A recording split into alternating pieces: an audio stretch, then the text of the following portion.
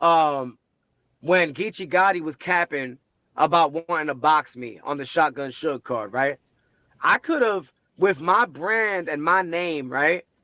I could have asked Shotgun Suge for like 10 bands to do that battle. Yeah, but I could have asked for 10 bands. He could have brought me down to like 8, and that would have been it. But I knew that look on the Shotgun Suge card, boxing Geechee Gotti, that I could take advantage of that just off of the look, which is why I gave a low price. I said, like, all right, throw me $1,500. Yeah. Right? Even with and that doesn't even it doesn't even cover like the flight, the hotel, nothing. That would have all been just part of the $1,500 package, right? And some people hit me up behind the scenes, like even Battle Truth hit me up. He's like, yo, like that's a low amount. Like, why didn't you ask for more? Because I know that the look of me boxing this fat fuck, knocking him out, beating him up, I could have turned that into money immediately. I could have, like, bro, a real boxing match between me and Geechee Gotti, I could have probably ended up on the Joe Budden podcast talking about that shit. Facts. I could have probably ended up on the Breakfast Club talking about that shit. Right, especially if you knocked him out. Especially if I knocked the motherfucker out, right? So I knew that, okay, I'm not going to outprice myself. I'm actually going to give you a low amount to make sure that this can happen. And then I'm going to turn that into money.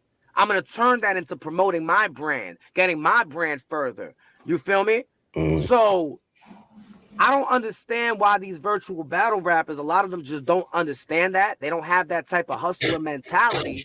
And they just feel entitled for people to just give them money for what, though? Because what is being generated? Y'all need to understand there's a difference between an investor and a sugar daddy. I ain't nobody's damn sugar daddy. If I'm investing in something, it's because I expect some type of return. Period. You feel me? Like, in terms of Never Forget 5, that was a pay-per-view event I did in 2024. A lot of motherfuckers got paid more than they've ever gotten paid to do anything on the internet. And in that event, right, everybody got paid a certain amount of money, and I profited over a band.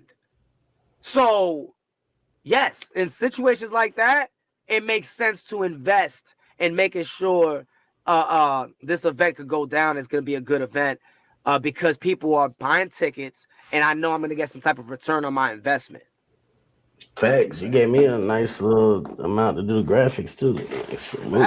Facts. Everybody got taken care of, right? And it was a successful event. If there's no environment like that, why the fuck should I pay $200 for somebody to battle? It just doesn't make any sense. Why?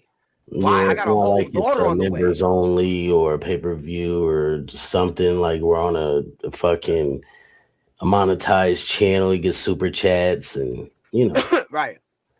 The members only content, we had that going on for a little bit, and that made sense. We were able to, generate some money. And we were still growing with it until, weirdos like C Double started flagging the channels and started getting our stuff taken down. That's just what it is. That's just what happened, right?